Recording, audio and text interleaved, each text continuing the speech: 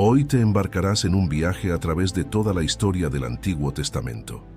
Este recorrido revelará las Escrituras en profundidad y te permitirá conocer la rica historia del pueblo de Dios. Si te quedas conmigo hasta el final, te aseguro que serás iluminado con la sabiduría de la palabra de Dios y comprenderás plenamente su plan redentor. Antes de que el tiempo comenzara, solo existía Dios. Su existencia es eterna, sin origen ni fin. Dios no fue creado. Él es el creador de todas las cosas. No pasó a existir. Él es el Padre de la eternidad.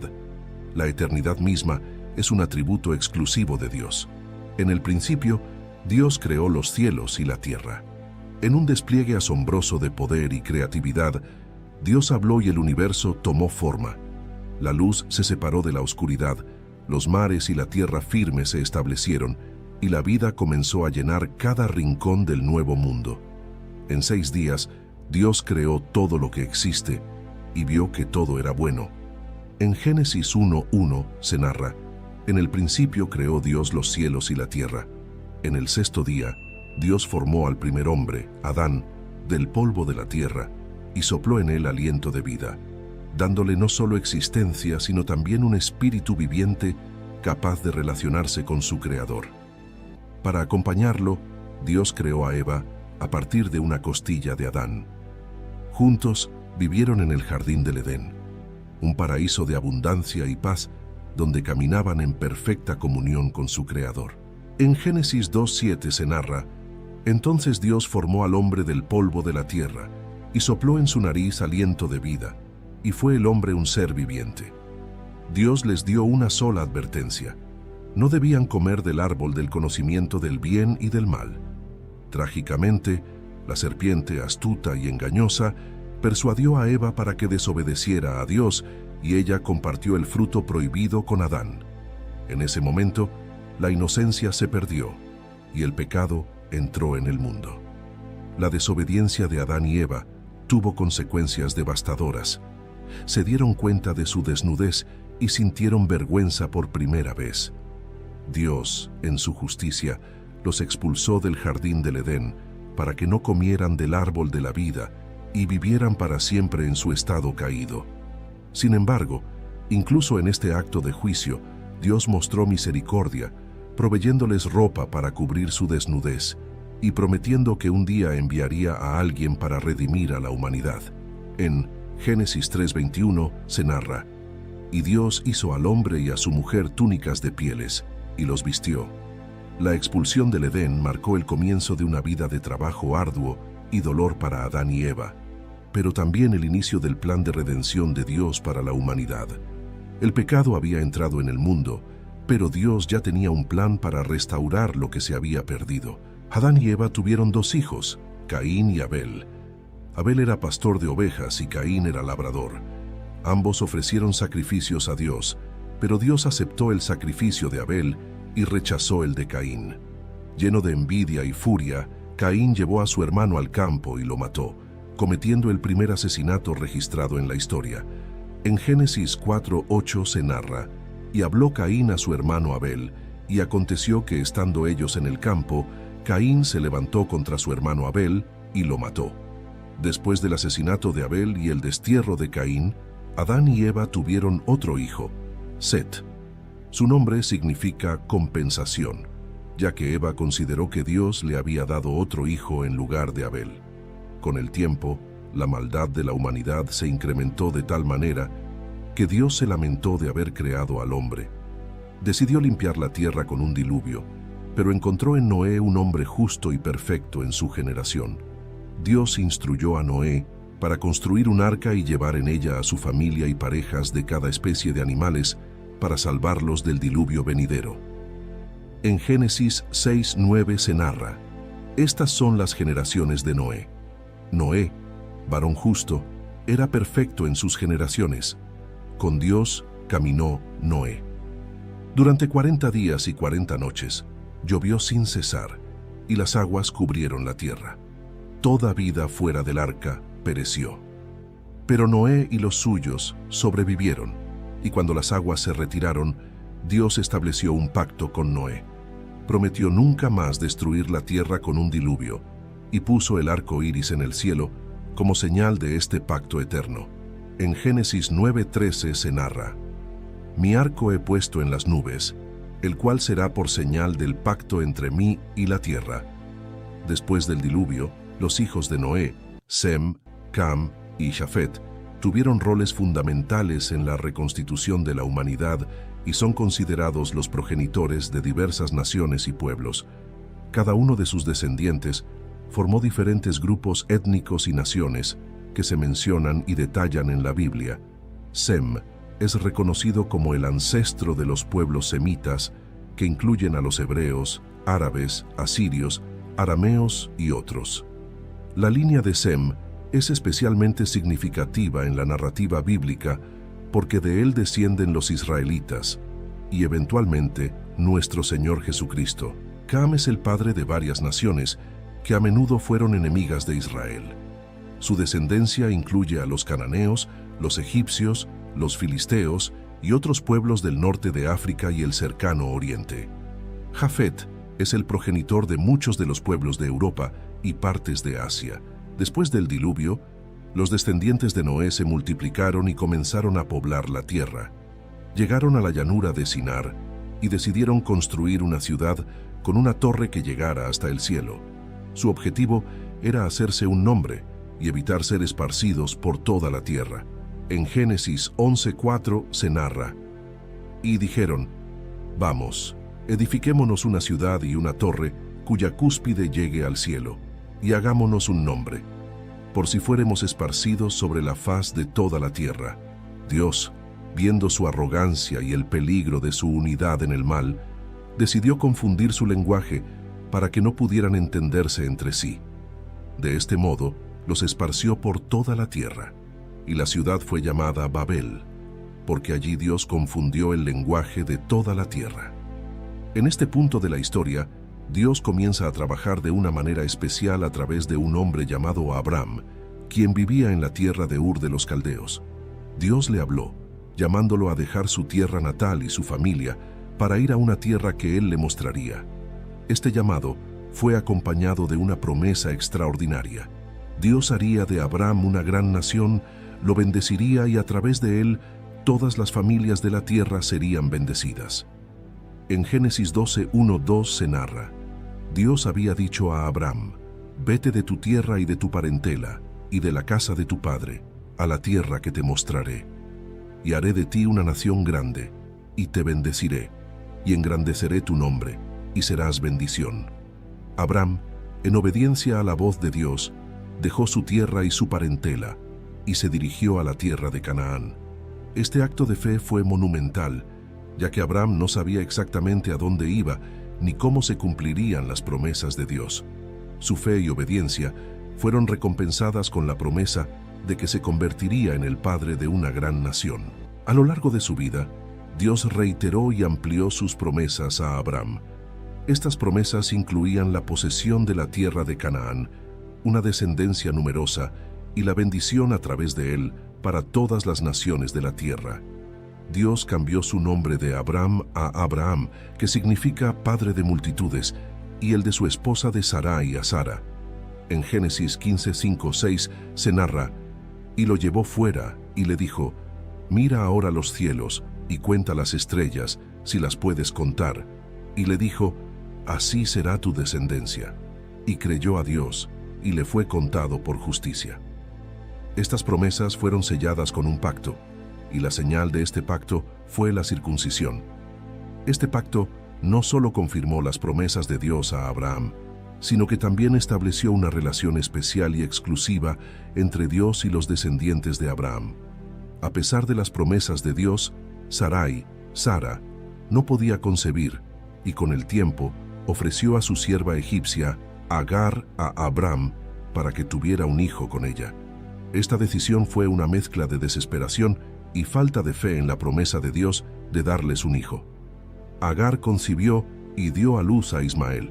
En Génesis 16:11-12 se narra: Además, le dijo el ángel de Dios: He aquí que has concebido y darás a luz un hijo, y llamarás su nombre Ismael, porque Dios ha oído tu aflicción, y él será hombre fiero, su mano será contra todos, y la mano de todos contra él, y delante de todos sus hermanos habitará.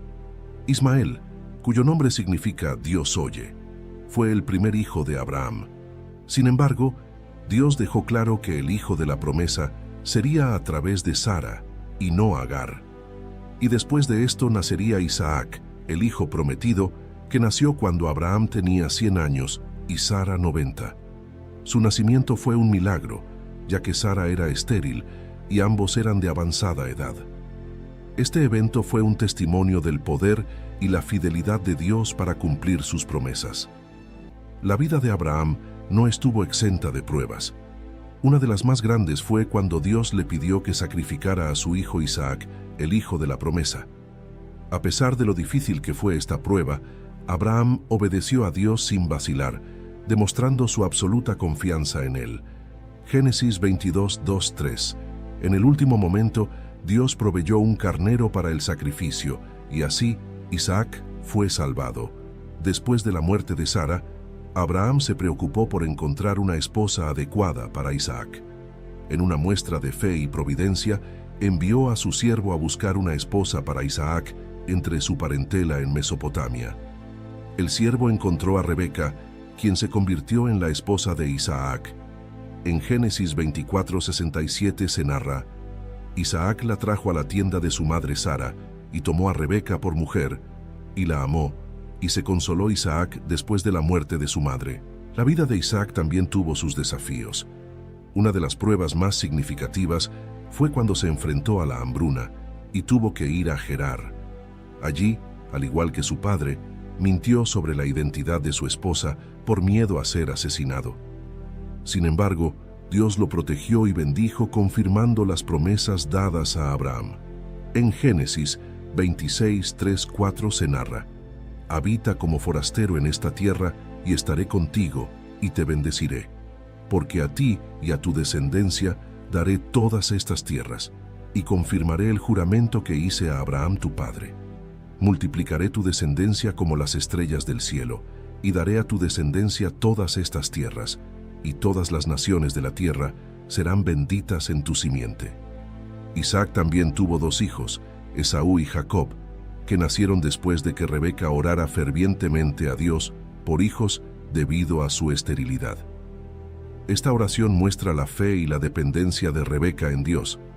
Jacob y Esaú eran gemelos, pero desde el nacimiento, Jacob mostró una naturaleza competitiva. Su nombre significa suplantador, porque nació agarrando el talón de su hermano Esaú. Esta característica definiría gran parte de su vida, ya que Jacob constantemente luchó por la primogenitura y la bendición de su padre. En Génesis 25:23 se narra: Dios le respondió: 2 naciones hay en tu seno, y 2 pueblos serán divididos desde tus entrañas. El un pueblo será más fuerte que el otro pueblo, y el mayor servirá al menor. Jacob, con la ayuda de su madre Rebeca, engañó a su padre Isaac para recibir la bendición destinada a Esaú. Este engaño llevó a un conflicto familiar y a la ira de Esaú, quien planeaba matar a Jacob. Por esta razón, Jacob huyó a la casa de su tío Labán en Harán. En Génesis 27:41 se narra: Y aborreció Esaú a Jacob por la bendición con que su padre le había bendecido, y dijo en su corazón: Llegarán los días del luto de mi padre, y yo mataré a mi hermano Jacob. En su huida, Jacob tuvo un sueño en Betel, donde vio una escalera que llegaba al cielo, con ángeles subiendo y bajando por ella. En este sueño, Dios le reiteró las promesas hechas a Abraham e Isaac, asegurándole que estaría con él y lo bendeciría. En Génesis 28:12-15 se narra: Y soñó, y he aquí una escalera que estaba apoyada en tierra, y su extremo tocaba en el cielo. Y he aquí ángeles de Dios que subían y descendían por ella. Y he aquí, Dios estaba en lo alto de ella, el cual dijo: Yo soy Dios de Abraham tu padre, y Dios de Isaac. La tierra en que estás acostado, te la daré a ti y a tu descendencia. Será tu descendencia como el polvo de la tierra, y te extenderás al occidente, al oriente, al norte y al sur.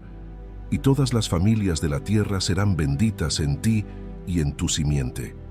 He aquí, yo estoy contigo, y te guardaré por donde quiera que fueres, y volveré a traerte a esta tierra, porque no te dejaré hasta que haya hecho lo que te he dicho. En Harán, Jacob se enamoró de Raquel, la hija menor de Labán, y acordó trabajar 7 años para casarse con ella. Sin embargo, Labán lo engañó y le dio a Lea, la hermana mayor, como esposa. Jacob trabajó otros 7 años para casarse finalmente con Raquel. En Génesis 29:20 se narra: así sirvió Jacob por Raquel 7 años, y le parecieron como pocos días, porque la amaba. Jacob se casó con Lea y Raquel, las hijas de Labán, y tuvo 12 hijos, que se convertirían en las tribus de Israel. Después de muchos años al servicio de Labán, Jacob decidió regresar a Canaán.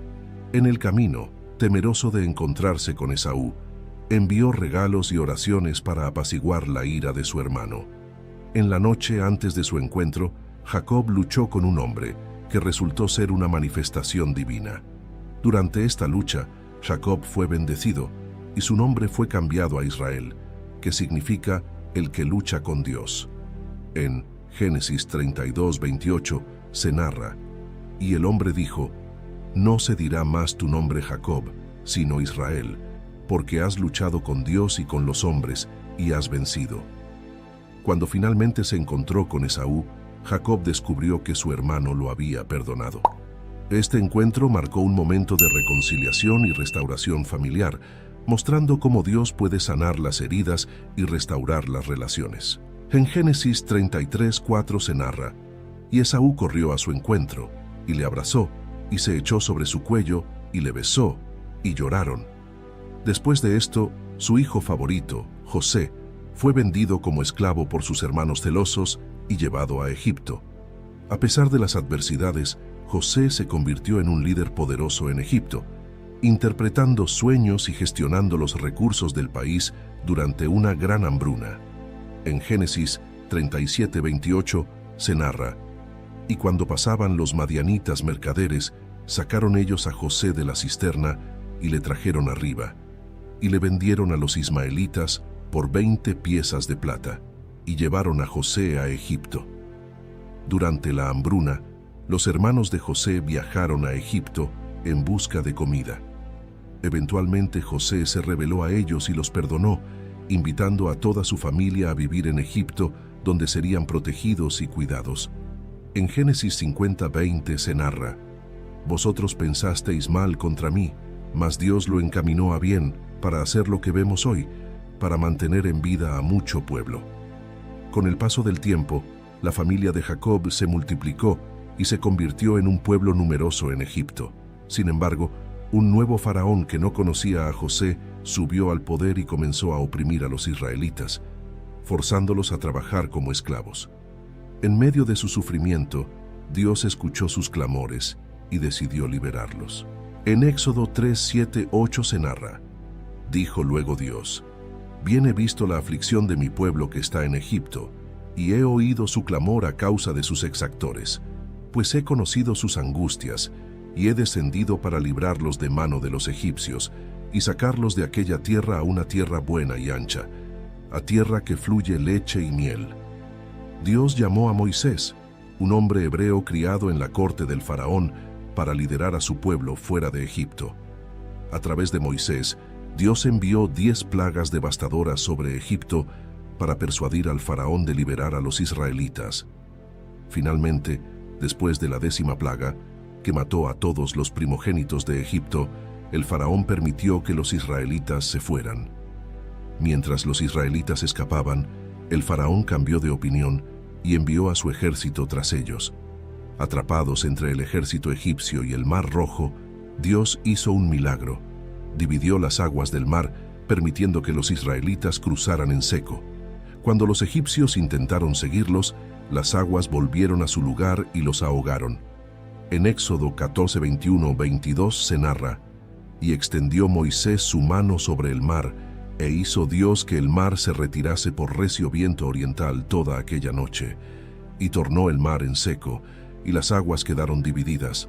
Entonces los hijos de Israel entraron por en medio del mar en seco, teniendo las aguas como muro a su derecha y a su izquierda. Después de cruzar el Mar Rojo, los israelitas viajaron al monte Sinaí, donde Dios les dio los 10 mandamientos y estableció una alianza con ellos. Esta alianza formó la base de su relación con Dios y su identidad como pueblo elegido.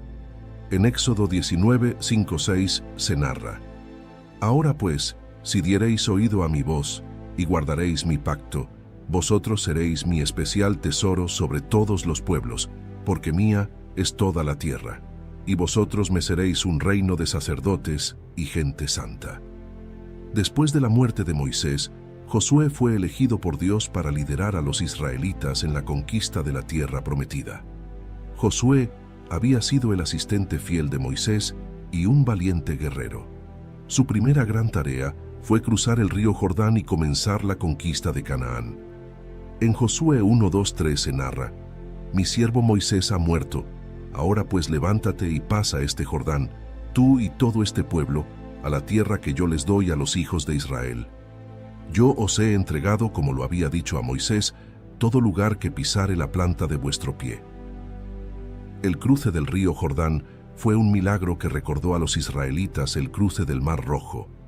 Dios detuvo las aguas del Jordán, permitiendo que el pueblo cruzara en seco.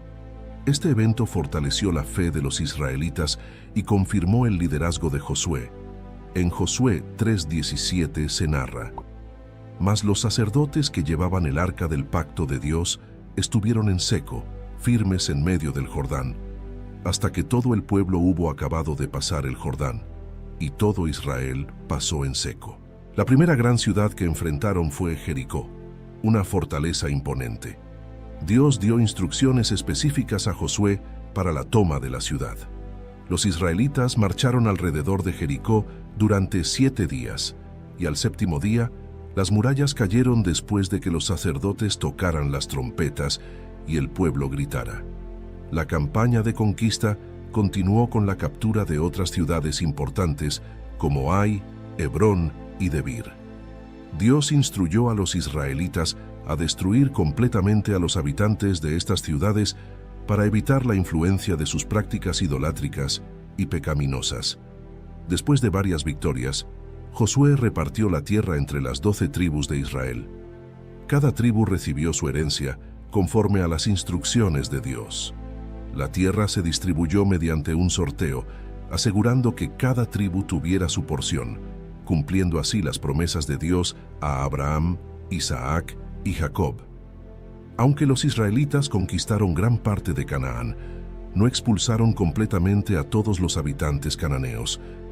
Esta desobediencia parcial llevó a futuras dificultades, ya que los pueblos restantes continuaron influyendo negativamente en Israel, llevándolos a la idolatría y al pecado.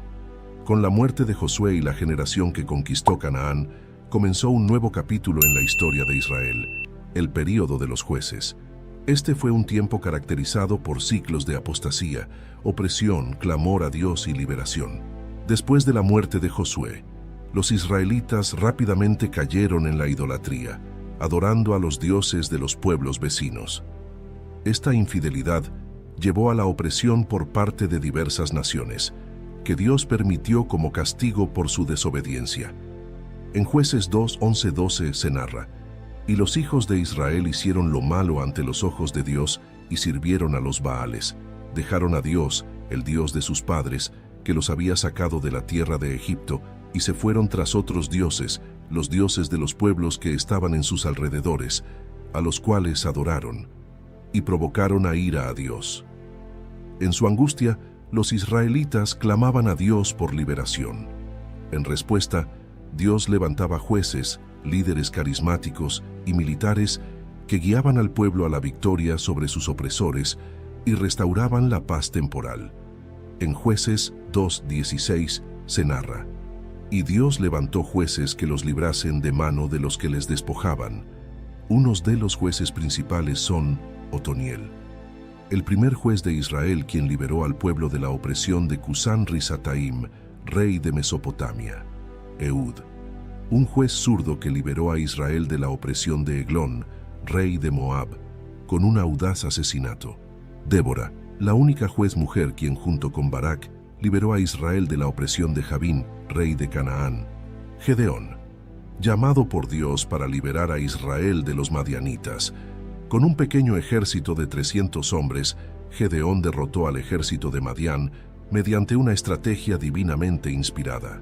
Jefté, hijo de una ramera que fue rechazado por su familia, pero más tarde fue llamado para liderar a Israel contra los amonitas. Sansón, conocido por su fuerza sobrenatural, Sansón luchó contra los filisteos, pero fue traicionado por Dalila. En su muerte, Sansón derribó el templo filisteo, matando a muchos de sus enemigos. La historia del establecimiento del reino de Israel es un capítulo fundamental en el Antiguo Testamento. Este período abarca desde el fin del tiempo de los jueces hasta la monarquía unida bajo los reyes Saúl, David y Salomón. A través de estos eventos, vemos cómo Dios dirige la transición de Israel de una confederación de tribus a una nación unida bajo un gobierno centralizado.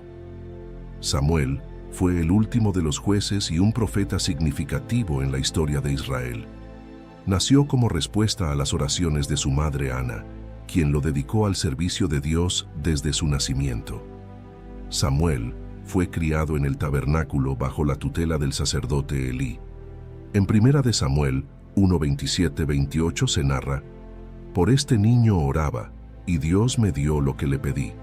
Yo pues lo dedico también a Yahvé. Todos los días que viva, será de Dios». Y adoró allí a Yahvé.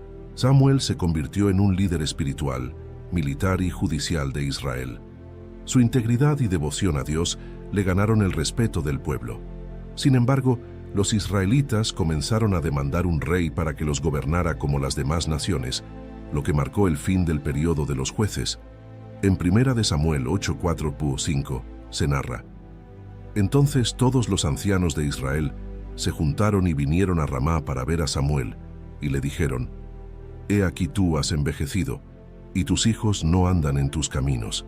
Por tanto, constitúyenos ahora un rey que nos juzgue, como tienen todas las naciones».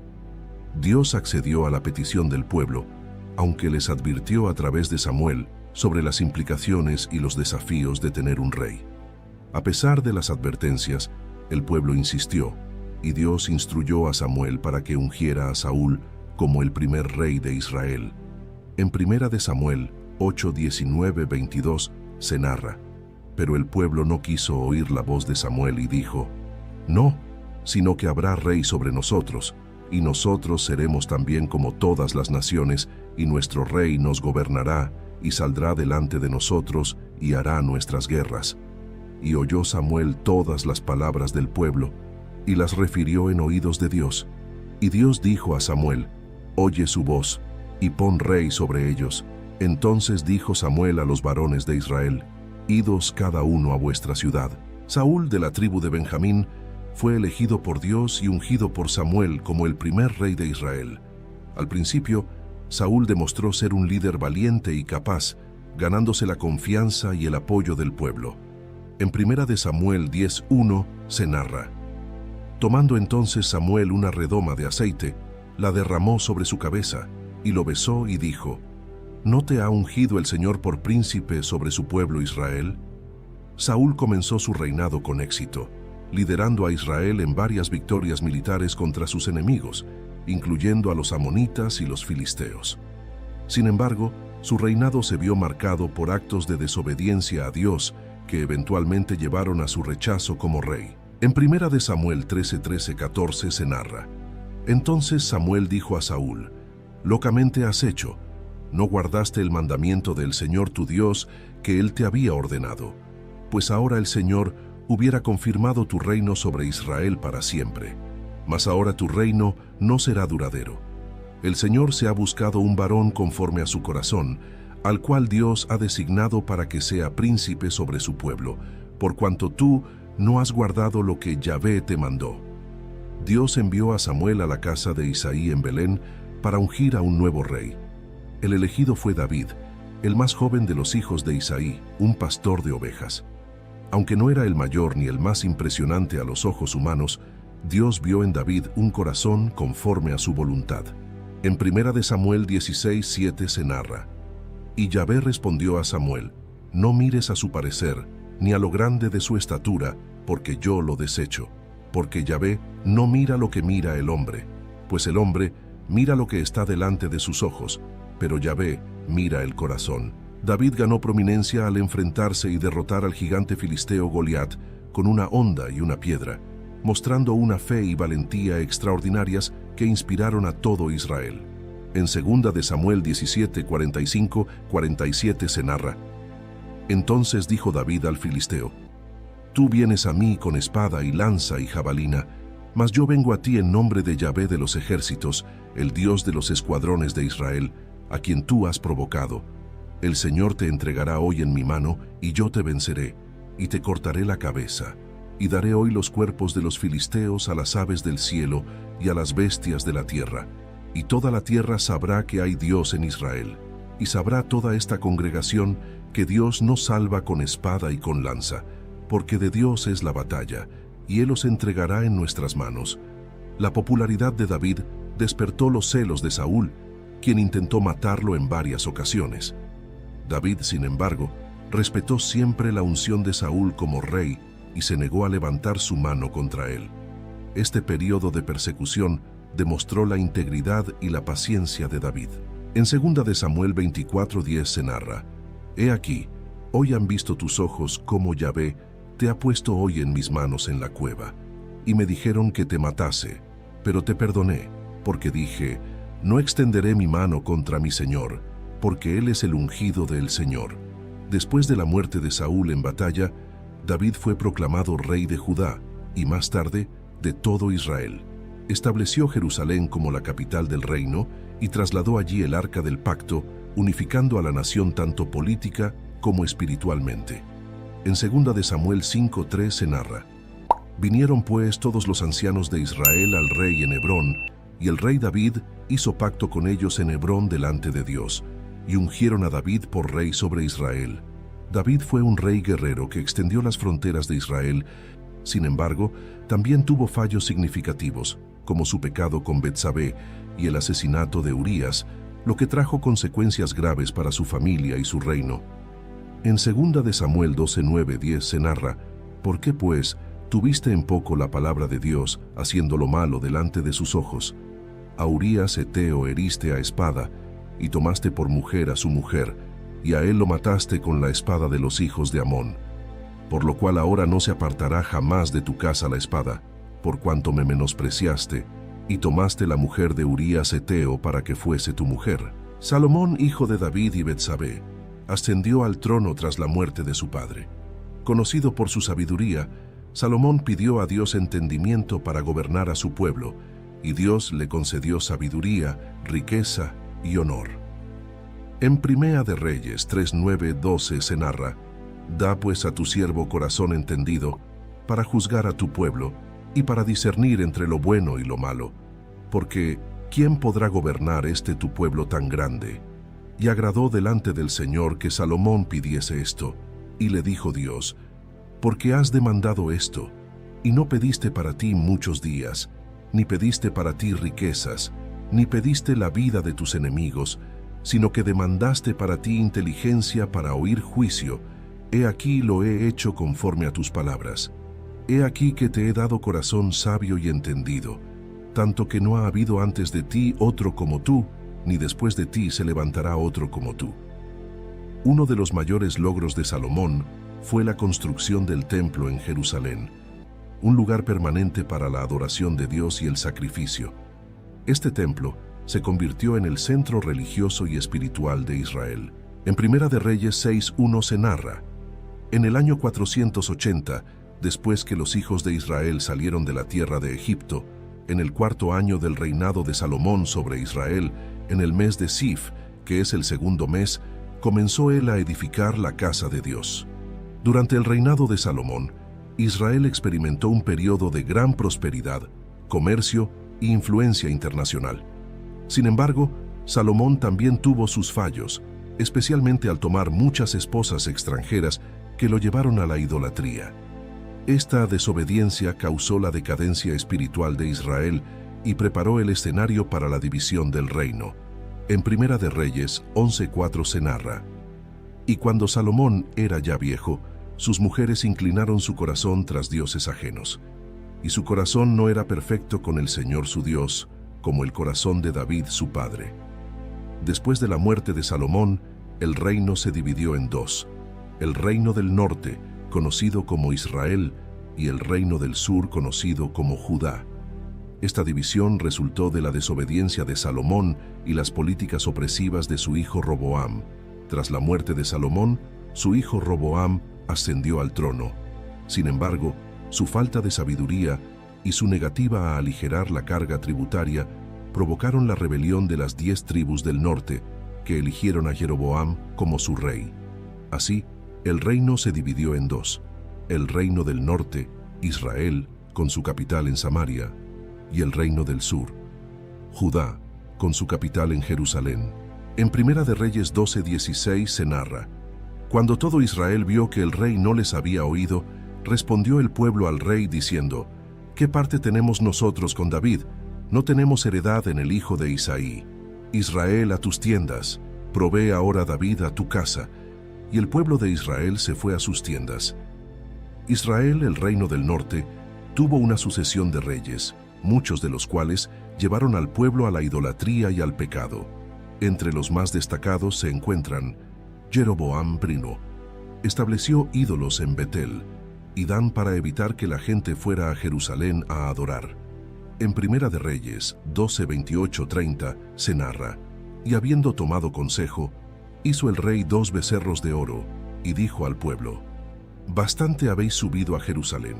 He aquí tus dioses, oh Israel, los cuales te hicieron subir de la tierra de Egipto. Y puso uno en Betel, y el otro en Dan. Y esto fue causa de pecado, porque el pueblo iba a adorar delante de uno hasta Dan. Acab y Jezabel. Acab, influenciado por su esposa Jezabel, promovió la adoración a Baal y persiguió a los profetas de Dios. En Primera de Reyes 16:30-31 se narra: y Acab, hijo de Omri, hizo lo malo ante los ojos de Yahvé, más que todos los que reinaron antes de él. Porque le fue ligera cosa andar en los pecados de Jeroboam, hijo de Nabat, y tomó por mujer a Jezabel, hija de Et-Baal, rey de los Sidonios, y fue y sirvió a Baal, y lo adoró. Judá, el reino del sur, tuvo algunos reyes piadosos que intentaron reformar el culto y traer al pueblo de vuelta a Dios. Entre los más destacados se encuentran Asa. Llevó a cabo reformas religiosas y removió los ídolos. En Primera de Reyes 15:11 se narra: Asa hizo lo recto ante los ojos de Dios, como David su padre. Josafat continuó con las reformas de Asa y fortaleció a Judá espiritualmente. En Segunda de Crónicas 17:3-4 se narra: y Dios estuvo con Josafat, porque anduvo en los primeros caminos de David su padre, y no buscó a los Baales, sino que buscó al Dios de su padre, y anduvo en sus mandamientos, y no según las obras de Israel. Josías redescubrió el libro de la ley y llevó a cabo una reforma radical. En Segunda de Reyes 23:25 se narra: no hubo otro rey antes de él que se convirtiese a el Señor de todo su corazón, de toda su alma y de todas sus fuerzas, conforme a toda la ley de Moisés, ni después de él nació otro igual. Durante este tiempo, Dios levantó profetas para advertir, exhortar y consolar a su pueblo. Los profetas desempeñaron un papel crucial en llamar a Israel y Judá al arrepentimiento y advertirles de las consecuencias de su pecado. Elías, uno de los profetas más poderosos y temidos, enfrentó directamente a Acab y Jezabel. Su vida estuvo marcada por milagros, como la resurrección del hijo de la viuda de Sarepta y el desafío a los profetas de Baal en el monte Carmelo. En Primera de Reyes 18:36-39 se narra: cuando llegó la hora de ofrecerse el holocausto, se acercó el profeta Elías y dijo: Jehová Dios de Abraham, de Isaac y de Israel, sea hoy manifiesto que tú eres Dios en Israel, y que yo soy tu siervo, y que por mandato tuyo he hecho todas estas cosas. Respóndeme, Señor, respóndeme, para que conozca este pueblo que tú, oh Dios, eres el Dios, y que tú vuelves a ti el corazón de ellos. Entonces cayó fuego de Dios, y consumió el holocausto, la leña, las piedras y el polvo, y aún lamió el agua que estaba en la zanja. Viéndolo todo el pueblo, se postraron y dijeron: Yahvé es el Dios, Yahvé es el Dios. Eliseo, discípulo de Elías, continuó su ministerio y realizó muchos milagros, incluyendo la multiplicación del aceite de la viuda y la resurrección del hijo de la Sunamita. En Segunda de Reyes 4:32-35 se narra: Y venido Eliseo a la casa, he aquí que el niño estaba muerto tendido sobre su cama. Entrando él entonces, cerró la puerta tras ambos y oró a Yahvé. Después subió y se tendió sobre el niño, poniendo su boca sobre la boca de él, sus ojos sobre sus ojos y sus manos sobre las manos suyas. Así se tendió sobre él, y el cuerpo del niño entró en calor. Volviéndose luego, se paseó por la casa de una parte a otra, y después subió y se tendió sobre él nuevamente. Y el niño estornudó 7 veces y abrió sus ojos. Isaías proclamó mensajes de juicio y esperanza, prediciendo la venida del Mesías. En Isaías 9 se narra: Porque un niño nos es nacido, hijo nos es dado, y el principado sobre su hombro. Y se llamará su nombre Admirable, Consejero, Dios fuerte, Padre eterno, Príncipe de paz. Jeremías, llamado el profeta llorón, advirtió sobre la inminente destrucción de Jerusalén y el exilio a Babilonia. En Jeremías 29:10-11 se narra: Porque así dijo Yahvé: Cuando en Babilonia se cumplan los 70 años, yo os visitaré, y despertaré sobre vosotros mi buena palabra, para haceros volver a este lugar. Porque yo sé los pensamientos que tengo acerca de vosotros, dice Yahvé, pensamientos de paz y no de mal, para daros el fin que esperáis. Ezequiel, exiliado en Babilonia, tuvo visiones de la restauración de Israel y la gloria futura del templo. En Ezequiel 36:24-27 se narra: Y os tomaré de las naciones, y os recogeré de todas las tierras, y os traeré a vuestro país. Esparciré sobre vosotros agua limpia, y seréis limpiados de todas vuestras inmundicias, y de todos vuestros ídolos os limpiaré. Os daré corazón nuevo, y pondré espíritu nuevo dentro de vosotros, y quitaré de vuestra carne el corazón de piedra, y os daré un corazón de carne. Y pondré dentro de vosotros mi espíritu, y haré que andéis en mis estatutos, y guardéis mis preceptos y los pongáis por obra. Oseas usó su matrimonio con una mujer infiel como una metáfora del amor de Dios por Israel, a pesar de su infidelidad. En Oseas 3:1 se narra: Me dijo otra vez Yahvé: Ve, ama a una mujer amada de su compañero, aunque adúltera, como el amor de Yahvé para con los hijos de Israel, los cuales miran a dioses ajenos y aman tortas de pasas. Amós condenó la injusticia social y la hipocresía religiosa de Israel. En Amós 5:24 se narra: Pero corra el juicio como las aguas y la justicia como impetuoso arroyo. Miqueas predijo la caída de Samaria y Jerusalén y también profetizó sobre el nacimiento del Mesías en Belén. En Miqueas 5:2 se narra: Pero tú, Belén Efrata, pequeña para estar entre las familias de Judá, de ti me saldrá el que será Señor en Israel, y sus salidas son desde el principio, desde los días de la eternidad. A pesar de las advertencias de los profetas, tanto Israel como Judá continuaron en su camino de idolatría y desobediencia. Finalmente, Dios permitió que las naciones enemigas conquistaran a su pueblo como juicio por su pecado. El reino del norte, Israel, fue conquistado por Asiria en 722 a.C. y sus habitantes fueron llevados al exilio.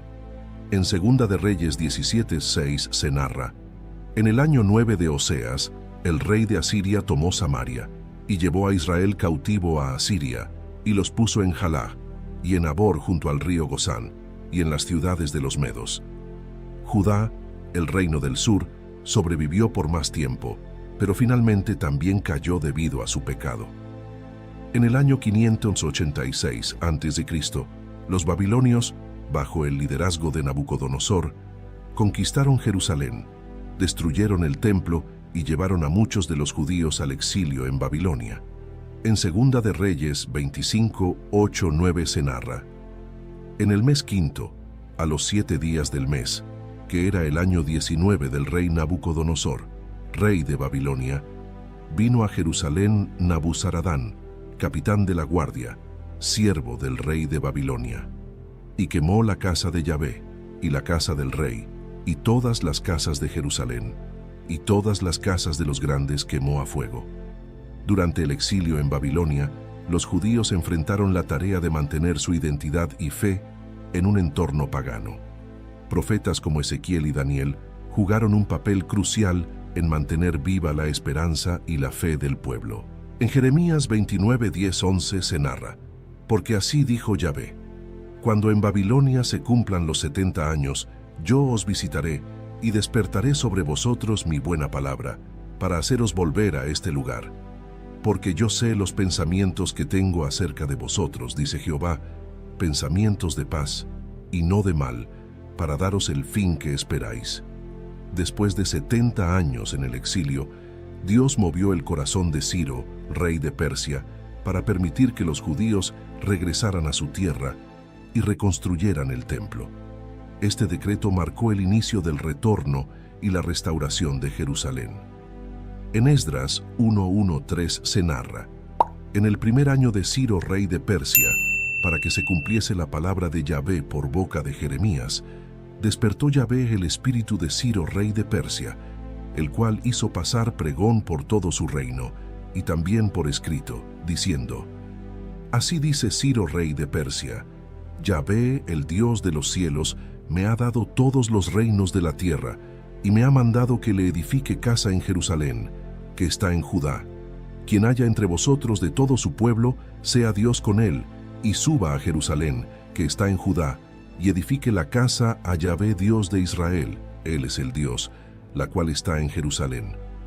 Bajo el liderazgo de Zorobabel y Jesúa, el sumo sacerdote, los primeros exiliados que regresaron comenzaron a reconstruir el templo. Aunque enfrentaron oposición y dificultades, perseveraron y finalmente completaron la obra en el año 516 a.C. En Esdras 6, 14, 15 se narra: y los ancianos de los judíos edificaban y prosperaban, conforme a la profecía del profeta Ageo y de Zacarías, hijo de Iddo. Edificaron, pues, y terminaron, por mandato del Dios de Israel, y por mandato de Ciro, de Darío, y de Artajerjes, rey de Persia. Y esta casa fue terminada el tercer día del mes de Adar, que era el 6º año del reinado del rey Darío. Con la reconstrucción del templo, los judíos también renovaron su compromiso con Dios y su pacto. Bajo el liderazgo de Esdras, hubo una renovación espiritual y un retorno a la observancia de la ley de Dios. En Esdras 7:10 se narra: porque Esdras había preparado su corazón para inquirir la ley de Dios y para cumplirla, y para enseñar en Israel sus estatutos y decretos. Más tarde, Nehemías, un judío que servía como copero del rey Artajerjes de Persia, recibió permiso para regresar a Jerusalén y reconstruir las murallas de la ciudad. Esta tarea no solo restauró la seguridad de Jerusalén, sino que también renovó la identidad nacional y espiritual del pueblo. En Nehemías 2:17 se narra: les dije pues, vosotros veis el mal en que estamos, que Jerusalén está desierta, y sus puertas consumidas por el fuego. Venid, y edifiquemos el muro de Jerusalén, y no estemos más en oprobio. La dedicación de las murallas fue un momento de gran celebración y avivamiento espiritual. Nehemías y Esdras dirigieron al pueblo en una renovación del pacto con Dios, comprometiéndose a seguir sus leyes y vivir en santidad. En Nehemías 8:8 se narra: y leían en el libro de la ley de Dios claramente, y ponían el sentido, de modo que entendiesen la lectura. Desde la creación del mundo hasta el regreso del exilio, la historia del Antiguo Testamento es una narrativa de la fidelidad de Dios, su justicia y su misericordia. A través de los patriarcas, los jueces, los reyes y los profetas, Dios demostró su amor por su pueblo y su deseo de redimir a la humanidad. Esta historia no solo nos enseña sobre el pasado, sino que también nos señala hacia el futuro, anticipando la venida del Mesías, Jesucristo, quien completará el plan redentor de Dios para la humanidad. la historia del Antiguo Testamento nos enseña muchas lecciones valiosas. Nos muestra la importancia de la obediencia a Dios, la fe en sus promesas y la necesidad de arrepentimiento y restauración. También nos recuerda que Dios es soberano y que su plan siempre se cumple, a pesar de las circunstancias y los fracasos humanos.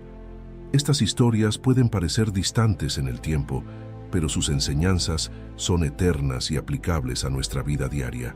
Nos invitan a confiar en Dios, a buscar su voluntad y a vivir de acuerdo con sus mandamientos. También nos animan a tener esperanza y a esperar con ansias la venida de Cristo, quien traerá la redención completa y el establecimiento de su reino eterno.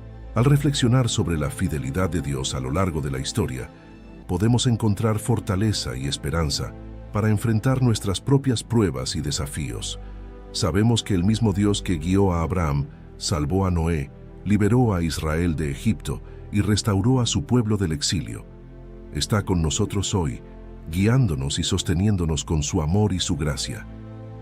La historia del Antiguo Testamento es una historia de fe, redención y esperanza. Nos muestra el carácter de Dios y su plan eterno para la humanidad. Al estudiar estas historias, somos llamados a vivir en obediencia, a confiar en las promesas de Dios y a esperar con ansias la venida de nuestro Salvador, Jesucristo. Que estas enseñanzas nos fortalezcan y nos inspiren a vivir una vida que honre y glorifique a Dios, sabiendo que Él es fiel y que su amor por nosotros es eterno. Ahora te invitamos a unirte a esta comunidad de fe y espiritualidad, donde juntos podemos explorar las profundidades de las Escrituras y encontrar guía y consuelo en las historias de aquellos que nos han precedido. Suscríbete a este canal para continuar descubriendo los misterios de la fe y compartir con nosotros tus reflexiones y experiencias. Comenta tus pensamientos y cómo esta historia ha tocado tu vida o tu comprensión de la espiritualidad. Comparte este video con aquellos que, como tú, buscan en las historias de fe antiguas luces para el camino moderno. Nos vemos en un nuevo video. Dios los bendiga.